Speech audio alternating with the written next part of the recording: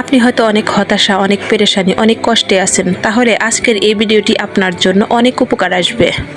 আপনারা কি জানেন, শুক্রবারের এমন একটি বিশেষ সময় রয়েছে যে সময়টিতে দোয়া করলে মহান আল্লাহ তাআলা তা কবুল করে নেন। সেই সময়টি কখন আর সেই সময় আপনি কোন দোয়া পড়ে আল্লাহর কাছে দোয়া করবেন, আসুন এই ভিডিও থেকে আমরা জেনে নেই। তা জানার আগে ভিডিওতে একটি লাইক দিয়ে চ্যানেলটি সাবস্ক্রাইব করতে ভুলবেন না। সেই সময়টি কখন? সেই সময়টি হলো শুক্রবার জুমার নামাজের সময়।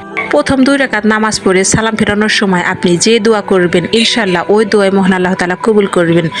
আপনি হয়তো এমন অনেক দোয়া করেছেন যা এখন পর্যন্ত কবুল হয়েছে কিনা বা তার ফলাফল এখন পর্যন্ত আপনি পাননি।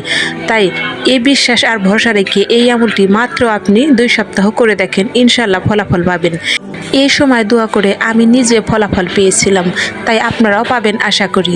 আর আজ থেকেই এই আমল কে কে করবেন তা কমেন্ট করে জানাবেন, আর ভিডিওটি অনেক অনেক শেয়ার করবেন যাতে অন্যরাও জানতে পারে আর অনেক বেশি উপকৃত হতে পারে। ধন্যবাদ।